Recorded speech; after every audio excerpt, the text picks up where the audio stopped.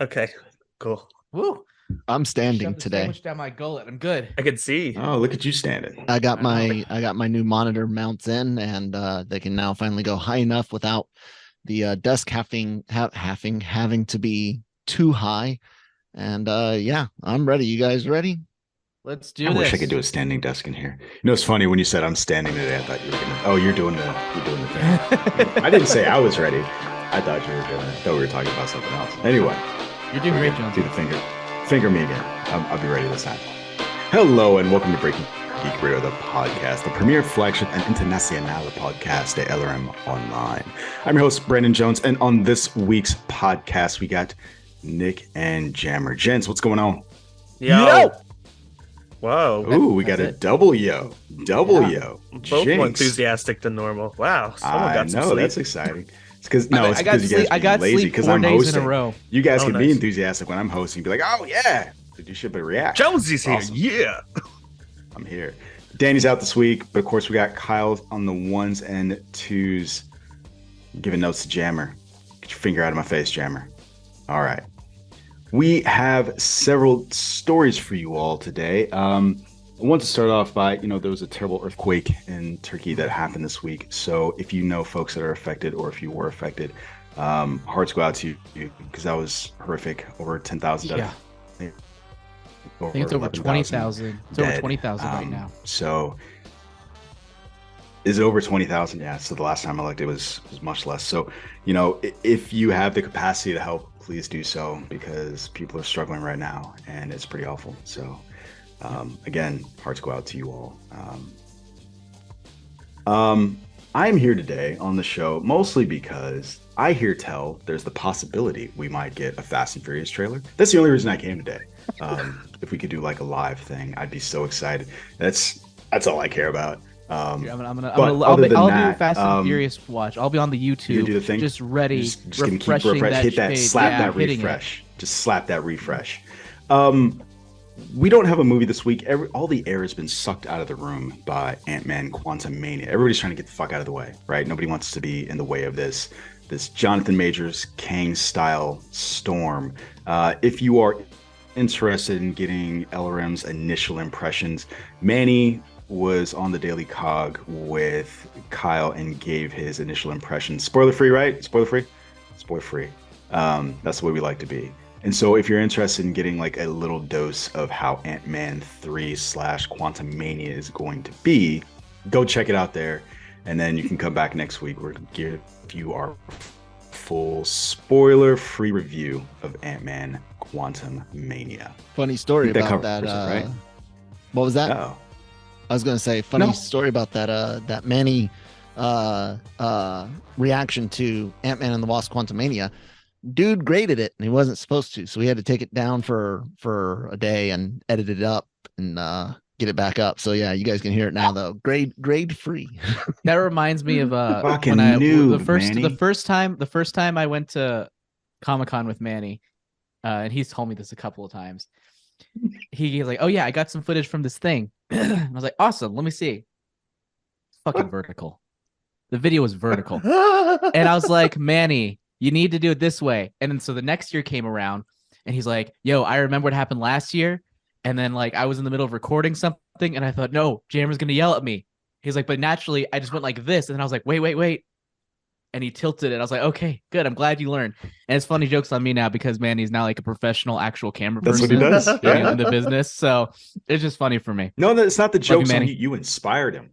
You did that. I inspired him. You It's should take- solely you because of take me. credit for that. I take all That's the credit right. for his success. None of That's his, right. See? sleepless nights. Coach, teach, mentor, Joseph Jammer Medina. You heard That's it what here, I am. folks. It's what I do be. It's All what I right. do be do. My camera doesn't want to stay actually, down. And we're doing Who Watches, right? Yeah. Okay, good, because I want to hear your thoughts about Velma, since you said the Scooby Dooby Doo. But before that, we're going to talk about Disney. Disney is having an interesting time right now. So they had their earnings call, and it was very interesting because we had Bob Chapek, who was unceremoniously ousted for reasons. and they brought back the other Bob, right? So now we've got Bob Iger back in the seat, and his first order of business for this new earnings call was to highlight the fact that the parks are back, baby. So in a post-COVID world, everybody's like, hey, get me the fuck out of the house, get me out of these masks, and I want to go to Disney World, build those memories and all this other stuff. So their revenue for the park, super strong, doing really well. Downside, though, is that they have lost net 2.4 million subscribers in the last 3 months from Disney Plus. And that's kind of a huge loss.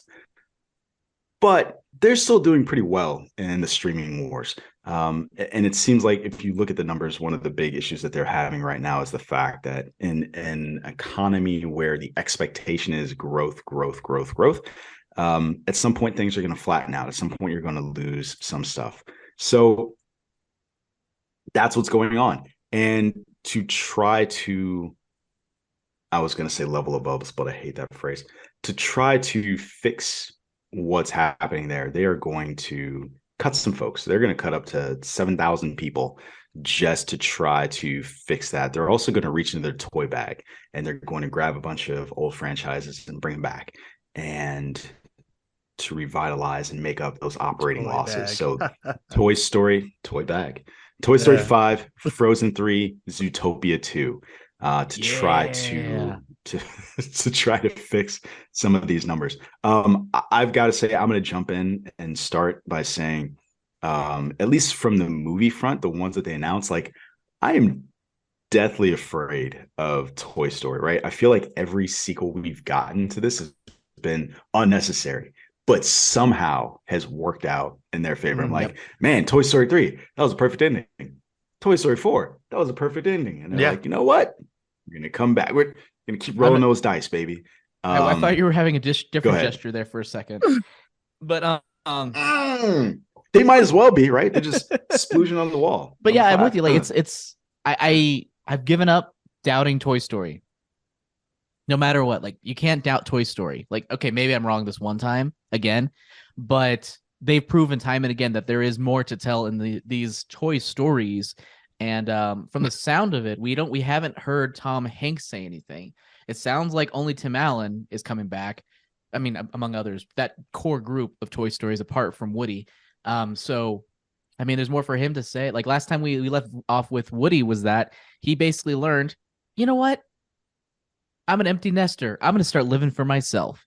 And I'm wondering if we can't have the same journey for him, but there's clearly everyone else was a step behind him in that sort of personal journey. And I'm just wondering where that leaves them. Where does that leave them to go? That's not a repeat of what came before, but we'll see. I feel like Nick, what you got? That comes, and that's, and Tim Allen did have a tweet that referenced Woody. Whereas I can't wait to see that sad, strange little man again, like the Buzz line. But he has no shit. No, I know that too. And the other thing, the other movie, Toy Story 4, was basically Woody. Like if that was the X-Men franchise, you would have called that movie Woody. Yeah, that was the Logan of the Toy Story franchise. So I don't know, and that also worries me because the last movie they made focusing on Lightyear underperformed considerably. So Toy Story 4 doesn't sound like redemption as arc. You think it's different. Redemption arc. Do you think if they had called that Toy Story Lightyear, it would have made more money or something? Or do you think it's because they replaced? No, it was the story. It was confusing. Movie. It was confusing. The marketing was confusing. It just wasn't a good movie. I thought it was fine. I enjoyed it. It was fine, but it's not as good as the other Toy Stories. Being just fine is not good, right? Those are. I thought the first half was really great. I thought the first half was great, and then it kind of went from there. And then the last thing I'd say is maybe this is what they fixed. They got rid of woke Chris Evans and brought back good old Tim Allen for the role of Lightyear. Here's a better question. Do you think that it would have done better had Tim Allen voiced Lightyear? No. Made zero difference. No. Interesting. No. I'm wondering if the nostalgia certain people would say would so, gotten but more people in. Yeah, I think there are more people that actors don't sell movies. I'm sorry to say it. Tarantino is right. Actors don't sell movies, especially animated ones. No, but I think when it comes to animated ones, there are parents who grew up with this franchise who would be more inclined to want to take their kids. to see. I guarantee you the same people who care enough about that aren't going to know do the research to know, oh, is that Tim Allen? Is that not Tim Allen? Fuck, I'm only going because of Tim Allen. I don't know. I'm really curious. I'm curious about that. I don't think it would have done better. I think as I think about Lightyear, I just don't as I think about Lightyear, they were clearly trying to reference like, oh, he said the thing, right? And it doesn't sound the same when Chris Evans says it. So I'm curious about that. I actually like the fact they did that because it's like when you watch a movie and then they have the sound alike in the actual toys. And it's like not quite the same, but it's kind of the same. So for me, that rings true. That because you never get the same voice actor in like the spin-offs that are like the animated series and the video games and like the toys. Like they aren't the same. I didn't have Tom Hanks has his brother Jim doing like the voice for the Woody stuff in like the toys. And it's just really funny. So I mean it rings true for me on that meta Nepotism. level. But yeah. Anyways, I'm also excited about the other two projects. Zootopia was amazing. Zootopia is so good. So I'm down Zootopia for a sequel. Yeah, I hope it's about that world. Same leads though. I mean, they have the show. Did the show already come out and I just didn't watch it? The show wasn't great. It was basically just it was a bunch of cute shorts that kind of honestly ruined the movie. Yeah, while you're talking about it, I would want a sequel about the same two characters. Yeah, how'd they ruin the movie? It was like this thing where you know how in the movie Judy says goodbye to her parents and goes off in the train. I had this whole subplot where their youngest kid snuck on the train and the parents were like scrambling around the train with Judy kind of in the background, not noticing, and them like trying to get the baby. And at the very end, when Judy got off on the train, her parents were like right there. And then they're like, okay, now we got to go back home. They were there the whole time. And it's just weird. I just don't like it. Okay. I mean, it's harmless. So it's harmless and it's stupid that I'm thinking that, but it is what it is. My kids were watching it and I would like come in and out of it, them watching the show. And so I completely missed that one. Maybe I'll have to go back and watch that. It's the first one. It's the first one. Okay. And all Frozen 3, I'm on board for because the second one sucked and there's still potential in it. Save the trilogy. Save the trilogy. Until 4 and 5. Yeah, like the first one I love. I love the first Frozen. I think it's such a good movie. And the second one is just hot, wet garbage. Second one's so bad. It's so disappointing. I do not like that movie at all. And so I'm hoping that they could bring more to it. Like, because that trailer that they released for the second one, I was like, oh, shit's getting real. It's getting real. And then no stakes, no story almost. It was bizarre. I don't understand how that happened. Well, but actually I do understand because if you watch the documentary on Disney Plus, one thing I love about documentary, if the making of Frozen, whatever the hell it's called, it digs into like the nitty gritty stuff. It's not like this thing where a bunch of actors and creatives are just like saying nice things about each other in a circle jerk. It's very much just sort of like, oh, shit's going bad and we don't understand what's going on. Oh, we're up against the wire and this is difficult and I'm losing sleep and pissing blood and da da da da da. Like not literally that, but pretty much that whole idea of the creative process and how brutal it can be. So if you like actual documentaries documenting, the difficulty of the creative process, I highly recommend it, even though the movie ended up not being very good. So. Yeah, no thanks. Rather not watch a documentary about a mediocre movie. Although I think I would probably watch a documentary about a very terrible movie, like just a train wreck of a movie. Like, how did this happen? That'd be more interesting to me. I'd watch that. You got one of those? Not off the top of my head, no.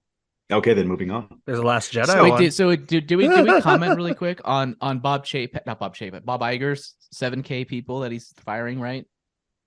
Yeah, that he's letting go. go. What you got? I just think the one thing I like, not about that. That's bad news. That sucks. It is what it is. Let's retool that sentence. But the main thing what I like is his bringing power back to the creative folks within the organization. So when Bob Chapek took over, it was a nightmare. He kind of had everyone get funneled in through one guy, Kareem Daniel, I believe was his name.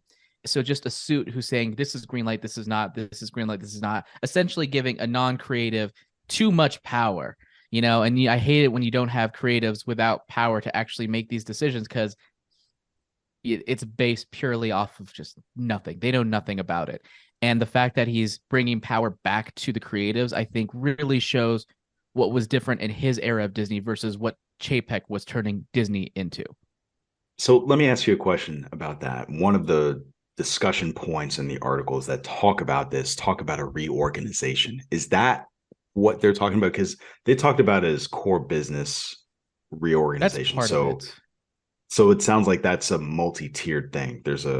Well, I mean, it's part of it. You have the Disney Entertainment, you have ESPN, and then you have Disney Parks. I honestly don't know those other two parks that much. That's not really what I focus on personally, but I do know that the stuff that's happening at Disney, quote unquote, the Disney Entertainment segment, is putting creatives back into decision-making positions so that they can decide, this goes to theaters, this goes to streaming. We're making this explicitly for this type of thing. That way, honestly, I know morale was really low with Chapek because he would take the really big $100 million, $200 million projects and throw them onto streamer like, bah, whatever, we don't care. And just anger a lot of people and really just destroy morale at the studios. So hopefully this will help at least remedy that aspect of it and get people fired up and ready to make some cool stuff. Fired. Oh, Nick, do you like the 7,000 people being fired like Jammer? No, but I did read a fantastic tweet this week. The article's like titled "Disney Announces Toy Story 4, Frozen 3, Zootopia 2, and 7,000 layoffs." And someone tweeted like, "Do I have to see the first 6,999 layoffs to understand the 700th?" 7,000th, but I got it. 7,000. You get me numbers. Toy Story 5. Okay, That's right. Well, that's cool. Anything else on this? Otherwise, we can move on to AMC and their weird electric boogaloo with the seats. You worked at AMC, right, Nick? Yeah, I did. All right, cool. We'll get your insight in a moment. I have lots of movie theater. All right. So we've got some new seating arrangements at AMC. So they are going to change movie ticket prices based on location. Not necessarily the quality of the seat, right? Not the leg room, not the back room. We're not talking about any of those things. We're just talking about where you physically are in the room. So this is coming from Variety. There are 3 different seat options. The first one is called Standard Sightline. And this is described as seats that are the most common in auditoriums and are available for the traditional cost of a ticket. That's for the everyman or woman. I hate this fucking marketing speak about like, let's go ahead and take these normal seats and just start spinning them in different creative ways. Wait, let me get sorry. Calm down. Let me get to the thing. Okay. Jeez. Then there's Value Sightline, referred to as seats in the front row of the auditorium, as well as select ADA seats in each auditorium, and are available at a lower price than standard Sightline seats. The third option is Preferred Sightline, which are seats in the middle of the auditorium and are priced at a premium to standard Sightline seats. AMC Stubs A-list members will be able to reserve seats at a preferred Sightline section at no additional cost. Jammer, you're hot under the collar, and so I'm going to let you cool off. Nick Dahl, give me some thoughts and feelings and insights. This has been coming for a long time. They were talking about this at Cinemark when I was there for like 5 years ago, over 5 years ago. And it was Danny's the one. I know Danny said this, but when Danny referenced it, he basically said what you said before in the chat, right, Jonesy? Where like they have that over in Dubai, but there it is based on, seat distance, like cup holders, like seats that go back and forth. Yeah, it's like the metric system. It exists everywhere in the world except the United States. Okay. Kyle's checking our chat. No, but the point is Danny was saying that it was a different way. It's not based on where your seat's located. It's literally is based on the quality of the seat. It's like it's like airlines where you have the I see what you mean. Yeah. Where this is just between like the amount of leg space or lean back ability or whatever. Chill space as it were. Like this is terrible. I mean, I knew we were heading this way. Basically, the seats I would sit in are in the plus $2 section or whatever, like prime site. I hate they call it Sightline too. That just makes it sound worse. But okay. Kyle was typing something else unrelated to that. That's fine. Nick, you could ignore that. You could ignore that, Nick, and not mention that on the podcast. Sorry, it was right in the front of my face. It just also It's like the guy reading the stage direction during a play. Nick enters. Nick speaks. Continued. So yeah, it just seems like it's a big step in the wrong direction. People are making fun of it the same way where Netflix is like, oh no, we accidentally announced we didn't mean to put an announcement out there about the shared password sharing, and then they took it down. Now they have it back up again. People are like, maybe we can bully AMC into stop doing it. It's just, yeah, it's a terrible decision. It's very smart. They tied it into their movie pass or whatever they called over at AMC, Stubs, A-list. Yeah. Which is something all the theaters have also been trying to get perfected since I've been there. And I don't know, I really like what Elijah Wood said about it, where he literally called it a caste system, where it's like, oh, someone who makes less money take their kids to the movie has to sit in the front row there, they can't watch it, whereas someone who has a penalizes more people for job, lower income. Yeah, exactly. So it's just, and people are comparing it to like Ticketmaster, just every negative thing.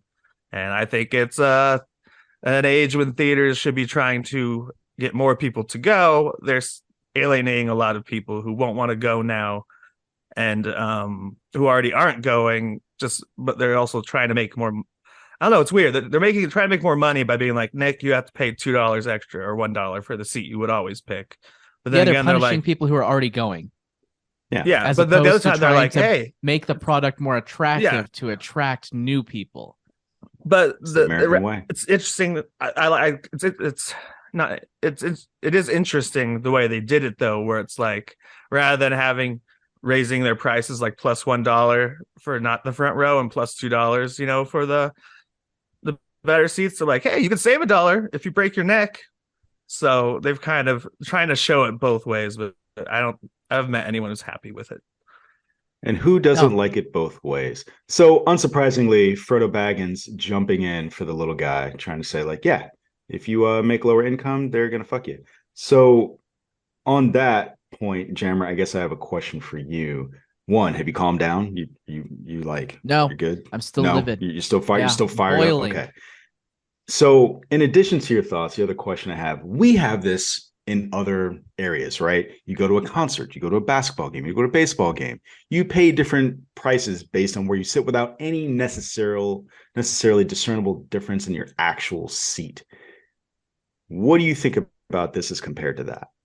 It's not comparable in my mind, because those are like experiences in real places with real people, and how close you are to those real places and real people, as opposed to just sitting in front of a TV. I mean, yeah, I'm downplaying it. Obviously, it's like a projection and it's better quality than that. But yeah, no, it's just, I don't see it as the only thing I could say is maybe lower those first 2 rows dollars and keep the rest of it the same. Do that instead. That's the only way I could justify this, is if they just lower the price of those seats that I think we all agree aren't quite as good. So no, I don't like it at all. Like, because it's not that discernible of a difference to be like a little bit on the right in the middle versus the middle. And it's not the same as you would be like at a concert, or like when I was at the theater last week, watching a play. I bought the tickets last minute. They were relatively cheap. They were near the front, but they were shown as limited viewing. So I didn't realize this till I got there. So you have the stage. So I'm trying to think, how do I block this here? So you have the stage, and you have my dumbass sitting right here, kind of off to the side a little bit. And I'm thinking, oh, the stage is right here. The people are running around here. That's a great seat. However, the stage is deep, and I'm kind of slightly off to the side. So I kind of don't see everything. Granted, they did a good job in blocking it, so all of the main action happens where I can see it, but still you kind of feel like I'm missing something back there. Same thing with those sports games. It's like you don't quite get the same experience at a different angle, whereas in the movie theaters, mostly you get the same experience. I think it's a bunch of BS, and they should be trying to find ways to make the experience better, like what Alamo Drafthouse does, where they make it a whole dining experience. Or, better drinks, better food, better service, better something. But that prices people out as well, because if you increase the quality and or quantity of goods serviced, then you need to increase prices. The bad thing is all solutions essentially for theaters only look like they're going to price out the little guy in Not some necessarily. ways. At least you can go to the theater and not get a food. You can still get a ticket that's mostly the same price. But who does that? People aren't. But you can. People who can't afford it, Jonesy. Then people never still done it. go. Never done it. With that, Jammer, with that exactly what you just said, the overwhelming majority of the seats are not going up in pricing. So if it is just do it like you just said, because you can't afford the food, just do it, just the movie, then just sit off center. No, my point is this: I don't like when they take away value. That's BS. I'm not them disagreeing. taking away I don't value. think this is the best move forward, but making all theaters a premium experience will price people out as well. If you turn everything into a powered chair, everything is a dine and watch, everything has a premium size screen, you got to make up those costs. That's what this is. This is trying to make up the cost for our consumption methods having changed so drastically, so quickly. I don't, like I said, I'm not agreeing that this is the best. It might end up being the best where you still offer the experience in general for most people at no additional cost. But let's face it, there are people that love to pay for a premium seat, even if they don't really get any real difference of an experience. I don't think anyone's gonna love. You know what's funny about this? No, there are people. I That's like a think people psychological thing that they've people would tested. have less of a problem with this if they just increase prices across the board. I was gonna just say that, Jonesy. If they well. just increase prices, which they already do. Yep. But I think they're playing off of that psychology of offering someone. People like to feel like they're better than the people around them, like whether it's overtly that type or they're just subconsciously that, you know what, I've got an extra $1, why not? I deserve it. You know, I'll have that fine spot and someone else won't. I think that's what they're trying to play off of a bit. I think they're overplaying on that, but the point is theaters have got to find a way to make up the gap in people being willing to wait, because it'll hit streaming in 2 months. And the revenue they lost during COVID. That as well, too. Well, absolutely. and that's why Here's a question. What would happen? What AMC happens? was saved though by what's it called, by Reddit in 2021, I think it was. They were saved and they still fumbled it. Their freaking stock went way the hell up. They made so much money, and now I feel like their stock is close to where it was when they almost went bankrupt last time. But it's not exactly the same. It's a few bucks more, but still, they still bungled it. They had all of that cash to lay on and couldn't find up with a better solution a year and change later. Well, they could have used that extra cash to upgrade their equipment. Yeah. Here's a question. Yeah, I know, right? What happens if you buy a non-premium seat and let's say it's either a matinee show or a not heavily attended show and you move? Is that problematic? Do you get in trouble for that? No, I mean, having worked at a movie theater, like, you know, everyone's been buying reserved seats for most of our theaters for a long time. And in fact, I can't remember the last time I've been to a movie theater that didn't have the raised seats too, because movie theaters have been investing a lot in that. But the thing is, like, unless there is literally someone complaining there's someone in my seat because it's sold out, it's not like first of all, we're not hiring enough people, especially on a weekday, to go around being like, hey, that's not your seat. Second of all, you're not paying those people enough to walk up to someone and be like, hey, we're not going to look at a seating chart. We get the idea, Nick. We get it. Also, it's dumb. Also, for the Sightline, it is only for shows after 4 p.m. Because they know no one all your matinees, your early summer movies, all of that, regular pricing for all the seats. So, like even I said, weekends? This might it just says after 4 p.m. Is not applicable to Discount Tuesdays. So Discount Tuesdays will for now remain $5 movie tickets. Like I said, I don't necessarily think this is the answer, but I don't think it's as bad as a lot of people making it out to be, especially when I don't like it's a slippery slope.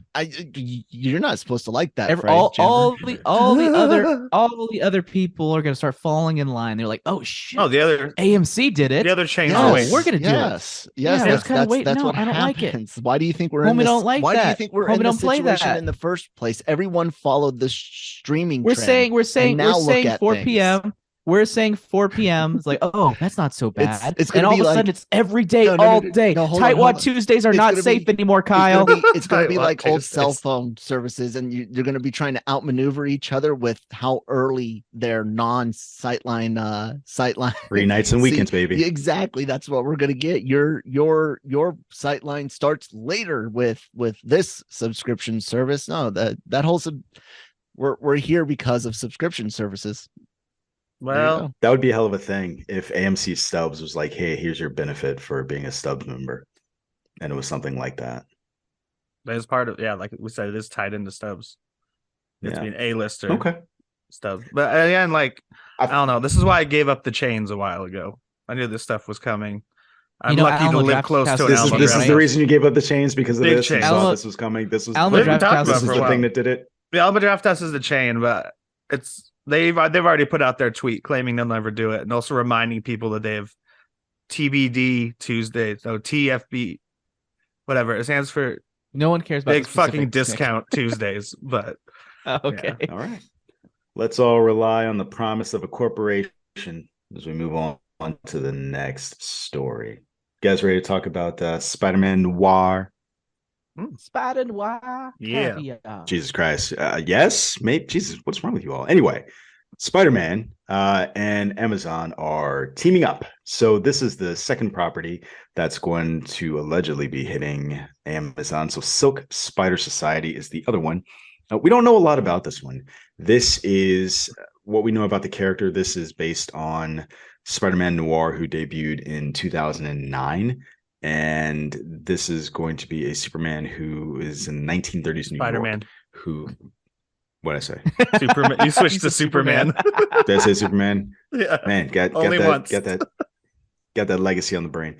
Anyway, we've got Spider-Man in 1930s New York City, and he was bitten by a spider and saw a spider god, and now has spider-like powers. This was developed in conjunction with Phil Lord and Chris Miller, who are Into the Spider-Verse guys, which is probably the only thing that has me interested in this, because the person that's going to serve as writer and executive producer on it is Oren Uzel. He's got some interesting credits. He did the screenplay for The Lost City, 22 Jump Street. He worked on that, as well as 2021 Mortal Kombat and the Cloverfield Paradox. So it gets a little dicey in there. And the other stuff that he has that hasn't come out is John Wick 4 and Borderlands. So this could be hit or miss, because other than that, we don't know who's starring in it. We don't know like what the budget is going to be for this project. So Jammer, are you excited? Do you care at all about Spider-Man Black? I am excited because I think there's a lot of room to go really weird and off the wall and crazy and dark and gritty. You can go in any direction with this story, and have any sort of weird tone with it. I'm interested to see who they would get as this particular iteration of Peter Parker and how that's going to overall work. And Jonesy, you're very happy. We'll talk about that in a second as to why. And as far as Oren Uziel and his whole situation, I think I've said this before. Nick agrees, where it's really, really hard to gauge a writer's talent in Hollywood, especially if they've only worked on relatively big projects. And I guess Lost City and 20 Jump Street, they're not the biggest, but they're Hollywood productions. And Mortal Kombat, I don't know. Cloverfield, I don't know. Like, these are big projects with lots of cooks in the kitchen who could have tossed out lots of great stuff and added their own stuff in between, or they were writing at the direction of a specific vision. So I don't know what to expect from this person, but I think there's a lot of great potential for what a Spider-Man Noir could be if they just kind of say, hey, let's just let it be what it is.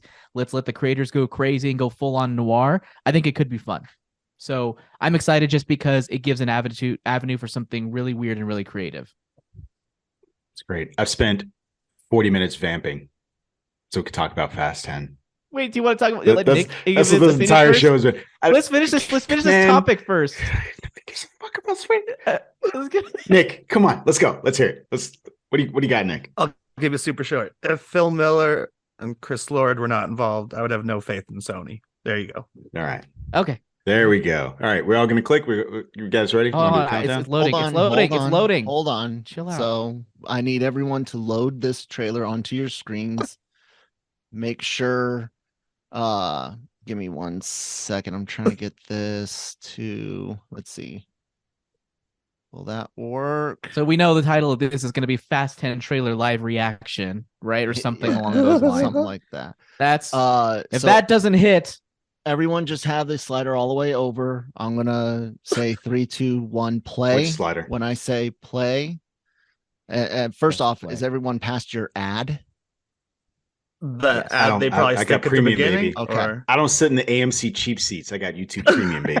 There you go. I'm currently using my my premium until tomorrow. My premium trial. That's fine. So I will say 3, 2, 1, play. Click play, and that way this will be in the window for your guys' show. Okay, I'm getting my overreaction face ready. All right, here we go. I got this. You guys ready? All right, 3. Yeah. Count us in. 3, 2, 1, play. Oh, there's a house. It's the house. Shut up. It's a difficult road. We're around the table. Old lady. Every day is a winding road. God, he's acting up a storm right now. Oh shit! God, he looks so old. Is that his kid? Wait, I don't remember. Who's that? That's probably his kid. Ooh, Aquaman. Oh, Lobo already with his bike. Beautiful life filled with love and family. I never got that chance. Brasil. Oh, like is Paul Walker in that? It's because of this old scene. Oh, yeah. He was there the whole time. From Fast 5. He was there the whole time. It's a retcon. Is that his dad? He's like, I was gonna steal that safe. Oh no, I think he worked for him. Piece by piece. That was not very hygienic. Whoa. There's all sorts of bloodborne diseases out there.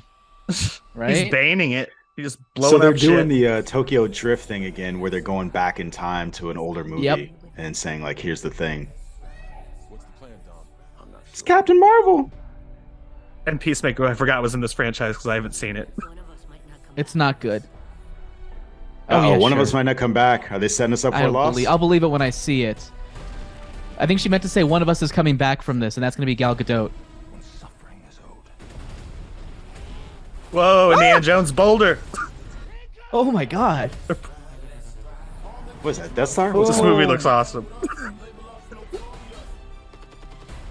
Oh, he's Captain America-ing it. He's trying to tear us apart.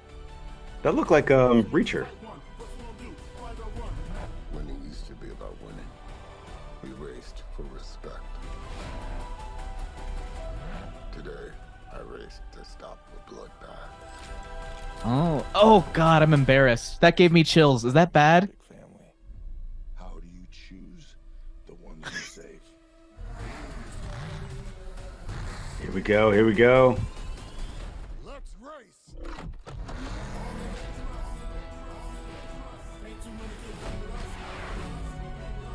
John Cena's very silent during this trailer. Stay through. Oh, he's back! He's back! I can't believe they got two Shaw back. No, they don't have Shaw back. Or Hobbs. Recognizes game.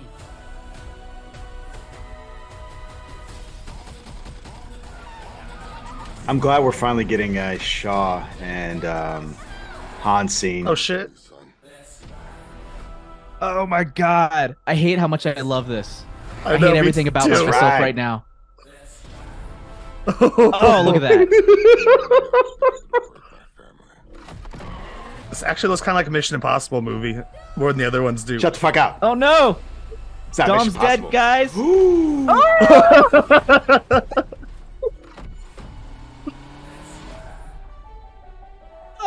hate myself so much. Whoa. Good morning, sunshine. You gotta be kidding me.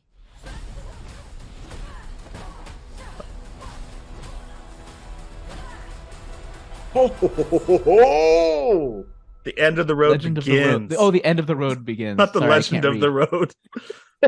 Legend of the Road. This is actually a prequel to freaking what's it called? I was gonna call it Road Warrior. What the hell's that actually called? Mad Max. Yeah. So I hate everything about myself. That you All literally sweaty. saw me just like All transform sweaty. from someone who just didn't care to someone who got chills when Dom said a really cheesy line. I hate. I'm going to say something myself. really terrible here. I'm glad we got to experience that without Danny, because he just would have brought down my high.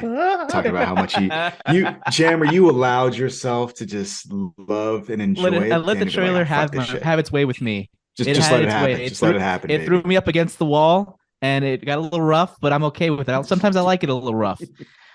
So I love two things in this trailer. First of all, I hate to say this, sometimes I feel like this series franchise brings the worst out of all the actors, and just seeing what's his name, Jason Momoa turn and goes, "You don't choose who you get to save." Just the way he delivered it with his like hunched shoulders, so awkward. But I don't care. What I liked about it was that it seems like we're at least getting a somewhat climactic moment where it's just like a normal, like Too Fast, Too Furious style race, and I'm there for it. We'll see if it actually happens later on in the story. I hope it does. Man. I hope that's the climax. I would love it if that's the final race and that's the end of the movie. It probably isn't, but I'm Yeah. too excited for this movie right now, and I hate myself for it, but I'll allow it.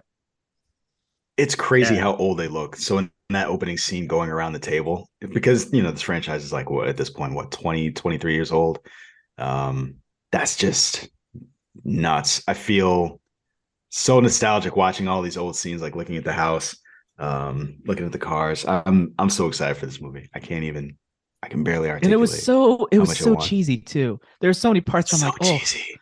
But stop that's it, what Dom. makes this great. I think for me, I think the hardest thing is not seeing Brian anywhere. Like, I'm glad he's in the trailer, but to know that all of this stuff is happening in the world for all of these movies and he's just not a part of it, I don't know how they're going to keep explaining that, especially at the point where Dom's kid is being kidnapped. I and tell you you're what, just they're like, not going to explain it well. I They're don't not think gonna they're explain it touch well. at all. Like, Oh, they will. There's a whatever They'll Nordic, touch there's it. a Nordic strain in the Toretto family line, and I never saw would that have guessed coming. that there's any whiteness in Vin Diesel. To me, he's the brownest of the brown of us. Of all Like the The things Last they of Us, choose the not to brownest of explain, us. And all then the things also choose the not to way explain, that's the they weirdest one. explained Han made no sense. They may as well have not Made no explained sense. it. Made no sense. No sense. But this looks good. So is Gal Gadot coming that back? being said, I've Yeah, heard I rumors. thought they have a picture even of her or something. Do they have a picture? Okay, I've I mean, heard not pictures. set photo. I thought they released some I kind mean, of. I've heard not of I set don't know. photos. I mean, I don't know, No, I don't remember. thought so, but but I don't know. I've heard talk of that. The last one I've seen is Fast Five. Me and What my did you roommate think? are going to Oh, watch okay. all of them. This looked awesome. It gives me more of a reason to watch all of them. And it reminded me of the Fast Five trailer more than any of the other trailers we've seen where it's like, oh That's no, because now you I saw we're mean, the like scene in showed you from Fast space. Fast Five in it.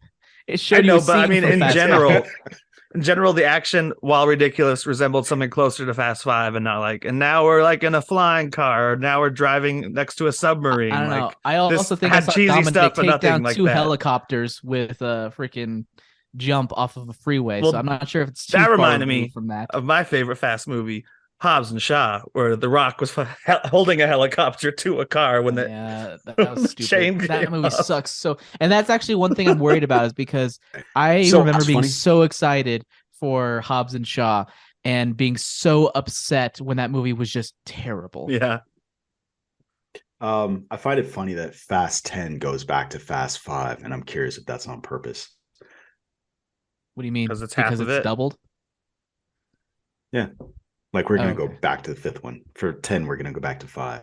I mean, they like to find ways to Um, freaking layer themselves on top of each other. I mean, look what they did just to incorporate Vin Diesel back into Fast 3 or to Tokyo Drift. Just like how 4, 5, and 6 were all prequels to 3. It was really weird. Yeah, I don't know. They love to layer in on very themselves storied like that. franchise. very storied Yeah. franchise, story heavy. But I feel like I will say in the beginning, me being like, "Who's that?"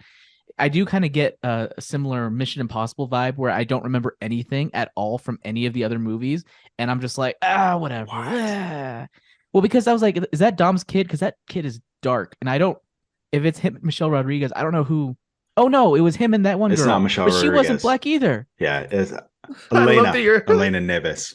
Your biggest concern But she wasn't- that you've brought up. Well, about Are you because all doing the those Charlize Theron franchises, thing? You're doing the skin Charlize. tones. You're doing the Charlize Theron thing. We literally that? just talked about this. We literally I just talked know. about this. But that kid is so I dark. never would have and expected neither that of there the was a parents- Negro strain in the Toretto family. That's you. That's you right now. All right, that's This- fair. Two of the things Jammer's brought up about this trailer is skin tone, and it's for different Yeah. characters. I think that's See where his my main mind's at, fascination. apparently. Well, it's just so weird. So yeah, I think it's apparent from the trailer that Jason Momoa is some sort of relation to Hernan Reyes from Five, either like a cousin or a son or something like that. So that's going to be fun getting that back. Again, going back to the fact that we don't have Brian in this, it's going to be interesting that we have a character that was so instrumental to probably the downfall of Momoa's life, and just he's going to be absent from the movie. So that sucks. But we'll see what happens. I'm excited for it. I'm curious who else from the Fast family we're going to get back that we didn't see in the trailer, because that's actually because that's they included a fun for me lot too. of people. They included a lot. They included everybody who's still kicking. It was a long Yeah, ass trailer. I mean, too. I'm still waiting to get Yeah. Eva Mendes Yeah. back. Oh yeah. Eva Mendes, too Don excited for Omar, that. they could just keep going. Do it all Good for times. that. Good times. Maybe this will be like the Infinity War where everyone's in it. And What then we'll about, cut the cast a what little the bit for part 2 or What's that Fast woman's XI name or who was- whatever. Who was in Fast 2 or Too Fast with Ludacris? That was Eva Mendes. Yeah, that was Eva Mendes. No. The Asian woman who was also in Sin City. Oh, I don't know her name. I think Aoki's her last name. Aoki, Devin Aoki. Yeah, Devin her. Aoki. What if she comes back? I don't know if she's done anything recently, but bring her back. I just want everybody too. to come back. Listen, by the end of this franchise, I want them to have another table in that backyard. Be like, okay, we need another table, and just everybody from the They franchise. say that, I like it. and then The Rock's like, "You guys said another table," and he carries in a giant table and slams it down, and they all sit I like down it. and have dinner as a family. Mm-hmm. That, That sounds way like they the get The fastest Rock ending if in I've just ever the heard it. cameo. Yeah. That way they can still have The Rock in there, I got but nothing not else. have him in the same scene as Jason Statham. So they don't All right, let's punch move each on. other I in only the have a face. few minutes left, and I know we have Who Do you Watches, want, and I do you want want to to do? watch. I feel like we should. should. Do we have? We don't. I feel like we don't have to do. I feel like that's our entree right Stop there. That's Right it. there. That was the done. main Yeah, we could course. stop. That was right the main there. course. All I right, am, we're done. timing. I am so Universal. proud of you guys. Are you though? Congrats, everyone. We did I want it. to thank We did it. my insider at Universal for releasing that trailer exactly when it needed to come at the end of the show. I told Jammer, I was like, listen, this is the only reason I'm here today. I was like, there's a possibility this might drop while we're podcasting. He's like, of course It it, was worth will. it. So It was worth it. It was worth it. All right.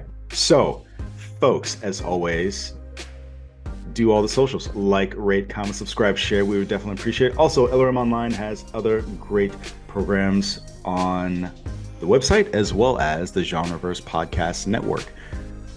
Kyle, thanks for doing your thing on the ones and twos. You're welcome. Jammer, Nick, everybody knows where you guys can be found, right? Like, you guys are good. Yeah, we're It's okay. on the video. It's in the description. No one follows me everywhere. anyway. That's good. Aw, some people follow you. Some people follow you. Bots. But lots of other than bots. that, we will catch you on the next one. Hasta lasagna. For next week, Ant-Man and the Wasp, Quantumania. So exciting. Let's do okay, it. that Quantumania sploosh on you. You already said your Hasta lasagna bit. I had that on the Don't Get the Anya bit. Okay then. Good What's the episode, spooch? guys.